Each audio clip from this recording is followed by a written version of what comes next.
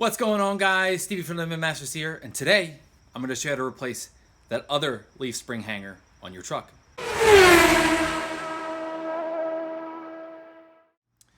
So you're probably curious, why another leaf spring hanger video when you made one? Aren't they the same? No, this one's different. So if you watched the previous video on how to change a leaf spring hanger, the leaf spring hanger hangs on the truck like this, and it's the Ford most leaf spring hanger, and it's also much larger.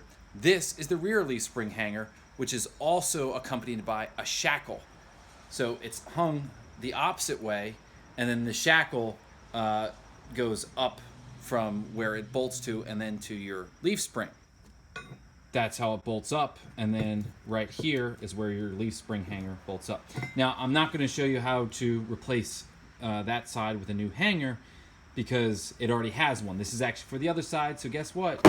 Another video coming for Shackle. So let's get started. So real quick, we're going to go over how you jack up your truck to make this work.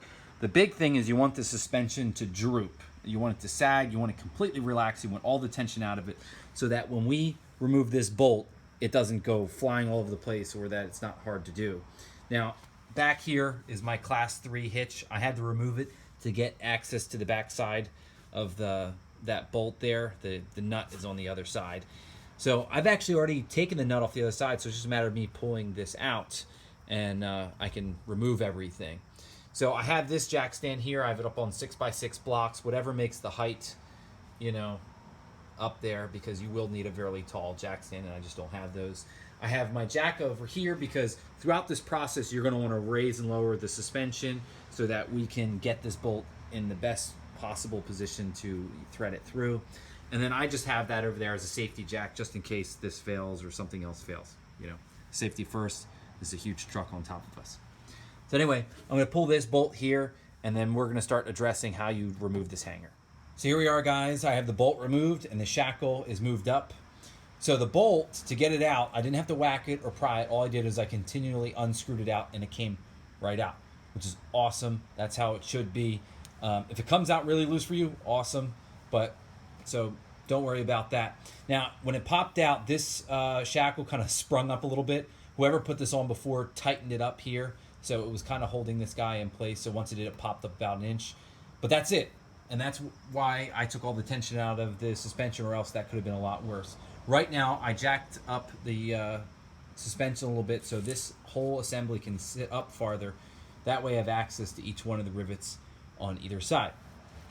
Now, speaking of access, what I mean by that is to get my angle grinder in here, because what you're going to want to do is get in here, and I use a cutoff wheel, and you're going to want to go along the side, and you're just going to cut the head off each one of those rivets. You can sit there with an angle grinder and slowly grind it away to dust. It takes forever. The very best way to do this is this. It takes you about, I don't know, 45 seconds to cut each one of these off, 45 seconds to a minute. It is the fastest way to do it. So that's what I'm going to get doing. Make sure you wear plenty of protective gear, because there will be sparks, you know, flying all over the place, and definitely some ear protection, and have at it. All right, so we are back. As you can see, I have cut the rivets off. I'm telling you, this, I remember doing the whole grinding thing when I did the hanger on the other side and the spring coil spring towers up front. This is the fastest way. Better yet, they come off pretty easy. So get your hammer and whack, and there it is. Okay. Now, as for the rivets here, all you have to do is whack them back through the frame, and I found out that just hitting them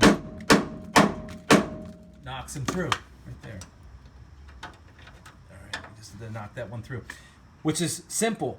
If you try to knock them through both the hanger and the frame, it takes forever. So just knock that sucker off just like I did. Take the hammer, whack them through, and boom, it's off. So the next step I'm going to do is I'm going to take a wire wheel all the scale off here.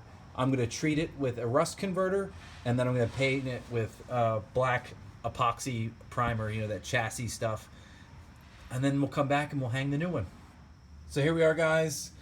As you can see, I have I treated it and I painted it with that black epoxy paint.